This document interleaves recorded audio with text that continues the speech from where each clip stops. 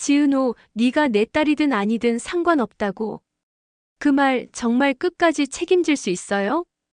고성이가 낮게 물으며 서류 봉투를 조용히 눌렀습니다. 그 순간 이지혁은 말없이 지은호의 옆으로 조금 더 다가섰습니다. 은호야, 지금은 우리 쪽 시간으로 가자. 지은호는 짧게 숨을 고른 뒤 선배, 저는 제 방식대로 갈게요. 다만 오늘은 같이 있어 줘요라고 또박또박 말했습니다. 말끝에 호흡이 떨렸지만 눈동자는 흔들리지 않았습니다. 이지혁은 집으로 돌아온 뒤에도 쉬지 못했는데요. 이제 집에서 살겠다고 말한 후로도 상철과의 거리감이 쉽게 줄지 않았습니다. 아침에는 뜨거운 물을 누가 먼저 쓰느냐, 밤에는 슬리퍼를 어디에 벗어두느냐. 이 같은 사소한 일들이 계속 부딪혔어요. 이상철은 들어왔으면 집 리듬에 맞춰라라고 습관처럼 말했고, 이지혁은 아버지, 저는 물건이 아니잖아요 라고 짧게 받아쳤습니다. 서로의 말이 날카롭게 닿는 순간마다 김다정이 주전자 뚜껑을 열었다 닫으며 분위기를 달래곤 했습니다. 그런데 묘한 건 이지혁이 밤늦게 들어오면 보일러 타이머를 새로 맞추고 상철의 허리 파스가 떨어지면 몰래 사다 붙여두었다는 겁니다. 이런 배려가 들켜버리면 이상철은 그런 거 하지 말랬지라고 퉁명스럽게 말하고 이지혁은 안 하면 또 뭐라고 하실 거면서요라고 농담처럼 튕겼습니다. 두 사람은 서로 닮은 곳을 인정하지 않으려 버티는 중이었습니다. 지혁은 지은호에게 동업을 제안했죠. 지은호는 공증부터 하자고 선을 그은 뒤 비즈니스 파트너처럼 말했습니다. 선배 감정이 흔들리면 계약으로 묶어두는 편이 저한테는 안전하더라고요. 이지혁은 고개를 끄덕였지만 가슴팍 어딘가가 서늘했어요. 그래, 공증하자. 대신 일정은 내가 잡을게라고 말하면서 노트 가장자리에 해야 할 일들을 적어 내려갔습니다. 전기공사 일정, 조명 레일 교체, 안전 점검. 말 대신 손이 바쁘게 움직였고 질투 대신 결과가 먼저 쌓였습니다. 박성재는 한 걸음 더 앞으로 나왔습니다. 은호 후배, 오늘은 일찍 마무리해요. 나머지는 내가 처리할게요. 말은 다정한 존댓말이었는데요. 실제로는 대관 일정부터 보도자료 문구, 스폰서 질문 방향까지 한 줄씩 바꿔놓았습니다. 사적인 질문 금지, 작업 중심이라는 메모가 눈에 띄었습니다. 이지혁은 멀리서 그 메모를 보고 입술을 다물었어요. 성재야, 내가 앞을 막아주면 나는 뒤에서 안전을 맞출게. 지혁은 성재에게 툭 내뱉었지만 속뜻은 비켜서지 않겠다는 선언이었습니다. 성재가 짧게 웃었습니다. 알았다. 지혁아, 근데 진짜 중요한 순간엔 네가 앞으로 나와. 그 사이 지은호의 출생 문제는 구체적인 절차로 움직이기 시작했습니다. 은호는 구청에서 입양 기록 열람을 신청했는데 담당자는 본인 확인이 더 필요하다는 말만 반복했습니다. 담당자의 표정이 딱딱하게 굳자 은호는 고개를 끄덕인 뒤 조용히 자리를 떴습니다. 선배, 그럼 거꾸로 가볼게요. 제가 가져올 수 있는 증거부터 모으려고요. 보육원에 들러 오래된 기록 보관함의 인덱스를 확인했고 자신의 이름 곁에 붙어있는 숫자와 날짜를 적어왔습니다. 선배 보세요. 제 기록이 조금 뒤에 끼어있는 느낌이거든요. 마치 누군가가 나중에 끼워 넣은 것처럼요. 이지혁은 메모를 한참 바라보다가 말했습니다. 은호야, 너 예전에 타임캡슐 얘기했지? 날짜가 가까워진다 했잖아. 거기가 첫 손잡이일 수도 있어. 지은호는 고개를 끄덕였고 곧바로 준비를 시작했습니다. 선배, 한 가지 더요. 고성희 씨의 머리카락을 구할 수 있을까요? 이지혁은 잠깐 놀랐지만 곧 이해했습니다. 그래, 유전자 검사. 지은호가 조용히 대답했습니다. 네, 제 혈액은 제가 준비할게요. 결과가 나오면 어떻든 흔들리지 않으려면 이 과정이 필요하더라고요. 이지혁은 더 묻지 않았습니다. 은호야, 같이 가자. 예약부터 잡아줄게. 이런 말들이 서로의 버팀목이 되었고 그 버팀목 위에 작은 용기들이 올려지기 시작했어요.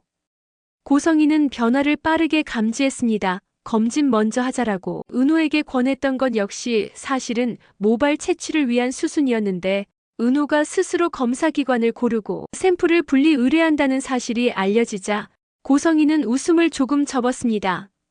은호 씨, 혼자 감당하기 어려울 수 있어요. 제가 도와줄게요. 은호는 정중하게 고개를 저었습니다. 감사하지만 제 일은 제 방식으로 진행할게요. 결과 나오면 제가 직접 말씀드릴게요.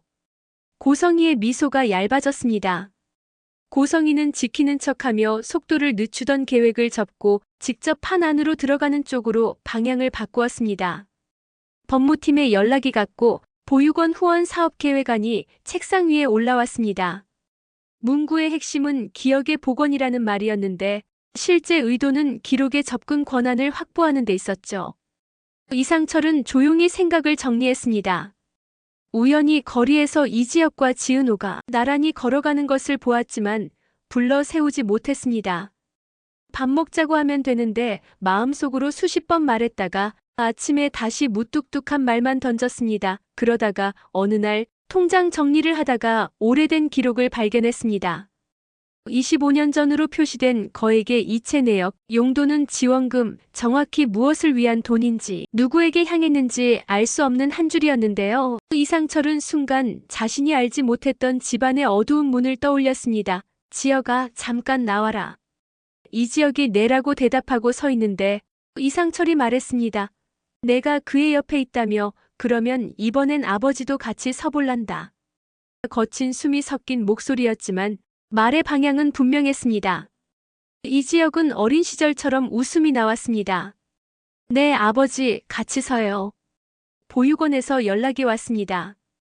기록 열람 도움을 위한 미팅이 가능하다는 안내였습니다. 이지혁은 일정표를 비워두고 지은호와 함께 도서우로 향했습니다. 그곳에서 마주한 사람은 박성재가 연결해준 변호사였습니다. 은호 씨, 친족관계 확인서 대신 유전자 검사 결과와 보육원 측 소명서를 병합 제출하면 열람에 접근할 수 있습니다. 시간이 더 걸리지만 방법은 있어요. 박성재가 뒤에서 덧붙였습니다. 제가 비용 처리할게요. 은호는 고개를 저었습니다. 아니에요. 제 일은 제 돈으로 할게요. 다만 절차는 감사해요. 박성재는 웃으며 고개를 끄덕였고 이지혁은 변호사가 써준 체크리스트를 받아 챙겼습니다. 셋이 같은 방향으로 짧게 고개를 끄덕인 순간 서로의 자리가 더 명확해졌습니다. 성재는 앞에서 방패가 되고 이지혁은 옆에서 일정과 안전을 맡고 지은호는 중심에서 자신의 이름을 지키기로 한 것이죠. 집으로 돌아오는 길, 지은호의 휴대폰에 검사기관에서 메시지가 도착했습니다. 샘플 접수 완료. 그 한 줄만으로도 가슴이 요동쳤습니다. 밤이 내려앉자 불안이 올라왔고 불안이 올라오자 말이 줄었습니다. 선배, 결과 나오면요. 어떤 경우든 흔들리지 말자고 마음먹었는데 막상 가까워지니까 겁이 나더라고요. 이지혁은 은호야, 지금은 겁나도 돼. 내가 옆에 있을게라고만 말했습니다. 다정한 말들이 많지 않아도 필요한 단어가 정확히 자리 잡는 밤이었어요. 고성이는 겉으론 웃으면서도 바쁘게 움직였습니다. 후원 사업 문건에 기록 보존 지원이란 이름을 붙이고 미디어 라인을 슬쩍 건드렸습니다. 지은호 같은 젊은 인재가 자신의 뿌리를 찾는 과정이라는 문장을 만들어 배포 준비를 했고요. 그러면서도 은밀히 비서에게 지시했습니다. 유전자 검사 기관 리스트, 법무팀과 다시 확인 결과, 열람 창구는 꼭 우리 앞에서 열도록 스케줄 잡아요. 그녀에게 중요한 건 결과 자체보다 결과를 처음 보는 사람의 순서였습니다. 정보는 사랑보다 빠르고 빠른 쪽이 득을 보는 싸움을 누구보다 잘 알고 있었으니까요. 박영란은 민정호와의 맞선을 거부했습니다. 어머니, 저는 정호 씨가 싫어서가 아니라요. 제 그림 앞에서 눈이 안 흔들리는 사람과 시간을 쓰고 싶어요. 그 사람이 이지환이었고 이지환은 영나야. 우리 서로에게 방패 하나씩만 해주자. 계약 연애처럼 시작하자라고 웃으며 말했습니다. 박영란은 좋아요. 오빠 대신 그림 앞에서는 솔직해야 해주세요라고 답했습니다. 고성이는 표정 변화를 최소화한 채 계산을 다시 돌렸습니다. 영나 라인은 아트 프레임으로 리빌딩. 민정호는 수빈 쪽으로 재배치. 그리고 곧장 수빈에게 연락이 갔습니다. 남친룩 콘텐츠 같이 만들자. 이 수비는 현실적이었습니다. 좋아요. 대신 연출권은 제가 가져갈게요. 우리 채널 룰이 있거든요. 고성이는 손쉽게 수락했고 판은 재정렬되었습니다. 겉으로 보기엔 고성이가 전부 쥐고 흔드는 듯 했지만 실제로는 각자의 욕망이 각기 다른 방향으로 튀고 있었고 그 틈에서 균열이 자라나고 있었죠. 며칠 뒤 타임캡슐 봉인 해제일이 다가왔습니다. 오래된 공원의 안내문에 찍힌 날짜가 이제는 손에 잡히는 시간이 되었고 관리인이 작은 상자를 건네주었습니다. 상자 안에는 은색 열쇠고리, 부러진 연필, 잉크가 바랜 쪽지가 들어있었습니다. 쪽지엔 짧게 적혀 있었습니다. 겨울이 끝나면 내게. 그 아래엔 더 작은 글씨로 네가 어른이 되면 내 이름으로 찾아갈게라고 이어졌습니다. 지은호는 한참을 바라보다 눈을 감았습니다. 선배, 약속을 못 지킨 사람이 있거나 약속을 못 지르게 만든 사람이 있거나 둘 중 하나인 것 같아요. 이지혁은 상자를 조심스레 다듬며 말했습니다. 우리가 확인하자 끝까지. 검사 결과 알림이 예상보다 일찍 도착했습니다. 지은호의 손끝이 떨렸고 이지혁은 자리에서 반걸음 물러난 채 열어라고 낮게 말했습니다. 결과 페이지 첫 줄에 숫자와 그래프가 나타났고 그 아래 해석 문장 하나가 따라붙었습니다. 목의 집계 가능성, 고확률. 정신이 하얘졌습니다. 지은호가 핸드폰을 내려놓고 천천히 숨을 골랐습니다. 선배, 이게 전부는 아니죠. 페이지 마지막 줄엔 단서가 하나 더 있었거든요. 자료 보정에 따라 추가 확인 필요 누군가가 무언가를 보정했고 그로 인해 최종 확정에 더 시간이 필요하다는 뜻이었습니다. 누구의 의도인지 확인해야 했고 누가 그 보정 요청을 넣었는지도 밝혀야 했습니다. 그날 오후 검사기관으로부터 전화가 한 통 더 왔습니다. 보정 요청자가 이름을 남기지 않았습니다. 대신 서명이 하나 있습니다. 5한글자 성인지 라벨인지 재단의 이니셜인지 애매하게 해석되는 글자였습니다. 이지혁은 즉시 병원 상담 일정을 다시 잡고 성재에게 짧게 연락을 넣었습니다. 법무팀 준비해, 이름 밝히게. 성재가 바로 답했습니다. 준비할게. 은호 씨, 오늘은 제가 뒷문 정리할게요. 외부 연락 차단해 두겠습니다. 다정한 존댓말로 정확한 실행을 예고했습니다. 셋의 발걸음이 같은 쪽으로 향했습니다. 지은호가 병원으로 향하는 길에 작은 배신의 냄새 같은 장면 하나가 스쳤습니다. 접수대 옆에 후원 리스트, 거기에 오수정이라는 이름이 자리하고 있었고 날짜와 시간이 고성의 라인의 움직임과 묘하게 겹쳤습니다. 선배, 우연이라고 보기엔 시간이 너무 비슷해요. 이지혁은 눈을 가늘게 뜨고 말했습니다. 우연이면 웃고 지나가고 우연이 아니면 잡자. 단정하지 않고 그렇다고 흘려보내지도 않는 태도가 단단했습니다. 지은호는 고개를 끄덕였습니다. 확신이 아닌 의심을 들고도 앞으로 걸어가는 사람의 표정이었습니다. 저녁 지방 공기가 조금 달라졌습니다. 이상철이 말했습니다. 지은호, 잠깐만. 그의 목소리는 거칠지만 온기가 있었어요. 내가 우리 집에 들어오고 웃는 날이 많아졌는데 요샌 웃다가도 금방 울겠다 싶더라. 지은호가 아버님, 저 괜찮아요라고 급히 대답하자 이상철은 고개를 저었습니다. 괜찮은 사람은 그렇게 빨리 괜찮다고 안 해. 무슨 일이 있어도. 내 편 들어줄 사람 필요하면 나 불러라. 내가 전엔 실수 많았는데 이번엔 실수 안 하려고. 짧은 말들이 오래된 벽을 조금씩 깎아냈습니다. 지은호는 눈을 붉게 물들이며 고개를 끄덕였고 김다정은 조용히 수건을 접어 건넸습니다. 오늘 하루 잘 버텼다. 이렇게 말해주는 사람이 있다는 사실이 마음의 체온을 높였고 그 체온이 다시 다음 발걸음을 내딛게 했습니다. 며칠이 지나 보육원에서 미팅이 열렸습니다. 변호사가 준비해온 서류가 책상 위에 놓였고 보육원 원장이 조심스럽게 이야기를 꺼냈습니다. 당시 기록은 완전하지 않습니다. 다만 이 메모는 남아있어요. 메모에는 숫자와 이니셜 그리고 지원금이라는 글자가 적혀 있었습니다. 이상철이 통장에서 보았던 단어와 같은 단어였습니다. 이지혁이 자리에서 정자세로 앉았습니다. 원장님, 그 지원금이 어디로 갔는지, 누가 보냈는지 최소한의 흔적이라도 찾을 수 있을까요? 원장은 고개를 끄덕였습니다. 오래 걸릴 수 있지만 찾겠습니다. 이 순간 서로 다른 퍼즐 조각이 조금씩 맞물리기 시작했습니다. 고성이는 연락을 보내왔습니다. 은호 씨, 결과는 같이 열어봐요. 지은호가 차분히 답했습니다. 그건 제가 정할게요. 결과가 나오면 말씀드리겠습니다. 고성이의 미소가 약간 더 얇아졌습니다. 지켜주고 싶어서 그래요. 이지혁이 짧게 끼어들었습니다. 은호야, 내가 결정해.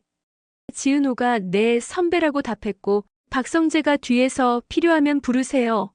일정도 조정해 둘게요라고 덧붙였습니다. 각자의 목소리가 겹치지 않고 자기 자리에서 울렸고 그 울림이 방패처럼 겹겹이 쌓였습니다. 밤이 깊어갈수록 각자의 자리에서 각자의 방식으로 준비가 진행되었습니다. 이지혁은 사업 일정표에 검사 결과 상담을 최우선으로 올리고 그 아래에 안전점검, 전기공사, 소화기 위치 재배치를 적었습니다. 은호야, 일정 바꿔놨어. 내일은 병원 먼저. 지은호가 고개를 끄덕였습니다. 선배, 고마워요. 오늘은 그 말만 듣고 싶었어요. 박성재는 브리핑 자료에서 개인사 질문을 전부 삭제하고 작업 동선, 창고 개선 포인트 같은 구체적인 질문만 남겨두었습니다. 은호 씨, 혹시 인터뷰가 들어와도 오늘은 일 얘기만 하게 만들게요. 다정한 존댓말이 무기처럼 정확했습니다. 다음 날 오전 병원 상담실 앞에서 숨을 고르고 있을 때였습니다. 익숙한 이름이 접수 명단에 적혀 있는 것이 보였고 그 옆에 보정 서명자 출석 예정이라는 줄이 붙어 있었습니다. 지은호가 이지혁을 봤습니다. 선배, 오늘 누가 올까요? 이지혁은 짧게 대답했습니다. 누가 와도 우리는 같은 자리에 서자. 문이 열리고 직원이 이름을 불렀습니다. 그 순간 휴대폰이 진동하며 메시지 하나가 도착했습니다. 보정 서명자, 출석 시간 변경 발신인은 익명, 말미에 붙은 이니셜은 오해석할 수 있지만 확정할 수 없는 문장들이 마음을 흔들었고 그 흔들림 속에서도 지은호는 의자에 바르게 앉았습니다. 선배, 제가 먼저 말할게요. 저는 결과가 어떻든 제 이름으로 살 거예요.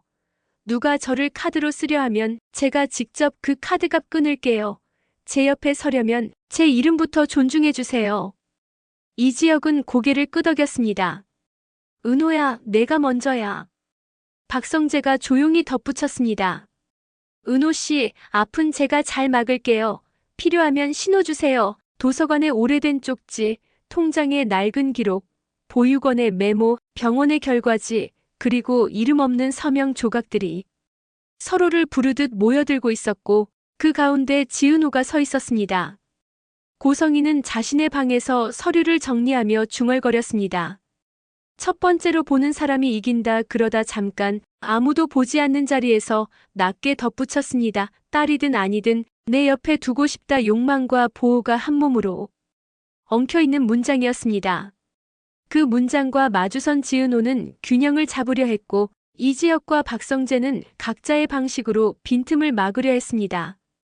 창고의 전기 스위치가 새로 교체되었고 안전표지가 눈에 띄게 붙었습니다. 은호야, 여기는 내가 책임질게. 이지혁이 말하자 지은호가 미소로 답했습니다. 선배, 그 말이 요즘 제일 좋아요. 멀리서 박성재가 고개를 끄덕였습니다. 은호 씨, 오늘은 여기까지 하죠. 나머지는 내가 처리할게요. 짧은 문장들이 서로의 등을 떠밀어주는 것 같았습니다. 문을 여는 소리가 났고 누군가가 들어섰습니다. 발걸음은 느렸지만 흔들리지 않았습니다. 지은호가 자세를 바로 잡았습니다. 이제 오래된 약속과 늦은 용서, 숨겨진 거래와 지연된 진실이 한꺼번에 움직일 차례였습니다. 누가 먼저 손을 내미느냐보다 중요한 건 누구의 이름으로 서느냐였고 그 이름을 지키려는 마음이 각자의 목소리로 또렷하게 울리고 있었습니다.